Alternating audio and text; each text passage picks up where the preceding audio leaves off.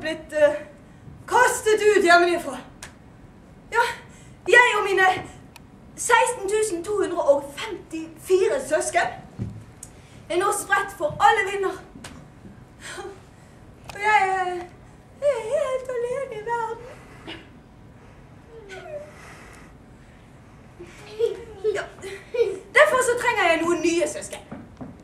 Eller noen nye venner.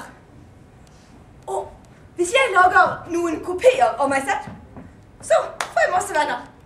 Ja, vi skal se sånn ut. En sånn kule med mange sånne nøkler som stikker ut. Og jeg har en oppskrift her på kopier av meg. Men jeg klarer ikke å lage det selv, da. Nei, ja, det er på meg. Jeg klarer ikke å lage det selv. Så jeg må ha litt hjelp. Og da tenkte jeg at jeg skulle få hjelp av dere. Men jeg kom ikke inn i cellene deres. Jeg klarte ikke å komme inn. Ja, kom ned her. Hva heter du? Adele. Adele, flott. Kan du da finne et nøkkel hvor denne her passer inn? Ja, kan du putte inn nøkkelen nå? Ja. Er det vanskelig, eller går det? Ja, det er bra. Ja! Kjempebra! Da må vi applaudere for Adele. Takk for det. Da kan vi sette deg. Yes. Ja, oi, nå gikk den gjennom.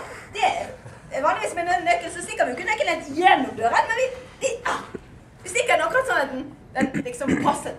Det var flott. Og da er det veldig viktig at jeg kommer meg ut igjen. Og så, veldig viktig.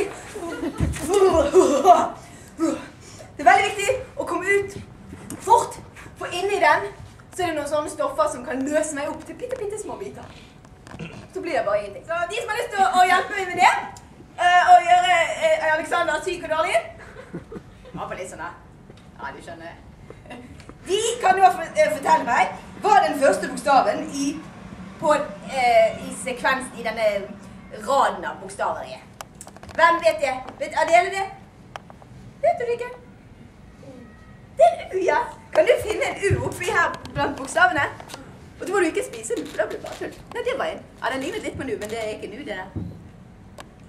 Det var en U, ja. Flott. Og da legger vi det her. Kom ned her. Og så legger du det her på... Sånn, ja.